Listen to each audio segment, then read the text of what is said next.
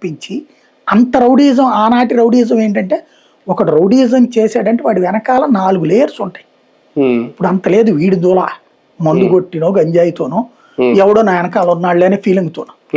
అంతకు మించి ఇదివరకడికి మళ్ళీ ఇదివరకు కనుక ఒక రౌడీని పట్టుకొస్తే వాడిని స్టేషన్ చెల్లు వేసేవాడు కాదు, వాడికి రాచమర్యాదలు జరిగేది స్టేషన్లో.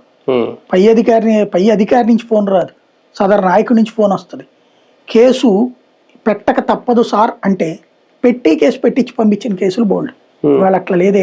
ఈ కేసు కొట్టేసే ఛాన్స్ ఎక్కువ ఉందా? ఆధారాలు లేవు కాబట్టి కనీసం సీసీ ఫుటేజ్ కూడా కొన్ని రోజులు సాగతీస్తారండి, 1 ఏడాది అట్లా సాగుతుంది. నాగరాజు బయటకు వచ్చేస్తారు. ఆ తర్వాత హత్య జరిగిందనడానికి ఆధారాలు ఏమి లేవు, తగలబెట్టారనడానికి ఆధారాలు ఏమి లేవు, తల్లి అభిప్రాయం. ఈయన బయటకు వచ్చిన కొన్ని రోజులు ఇంకా సస్పెండ్ లోనే ఉంటారు. ఒక 6 నెలలో ఏడాది మేబీ నేను అనుకోవడం వచ్చే ఏడాదికి పోస్టింగ్ వచ్చేస్తాయి. అది కూడా ఎక్కడో ఇస్తారేమో, టాస్క్ ఫోర్స్ వచ్చే ఉంది. అదే ట్రాన్స్ఫర్ చేయొచ్చు, ఎక్కడ చేయొచ్చు. సార్ మరొక అంశం, సర ప్రక్రియ ఇంకా ఆల్మోస్ట్ దగ్గరికి వచ్చేసింది, ఇంకా 12 రోజులు ఎంత ఉన్నట్టుంది మనం వీడియో చేసే టైంకి. పార్టీల విషయం ఒక ఎత్తు అయితే ఓకే, వైసీపీ ఓట్లే తొలగిస్తున్నారా, టీడీపీ ఓట్లే ఉంచుతున్నారని జనాల్లో కూడా ఒక భయం, తన ఓటు పోతుందేమో అని, తన ఓటు ఉంటుందో లేదో ఒక భయం అది క్రియేట్ అయ్యింది సర ద్వారా.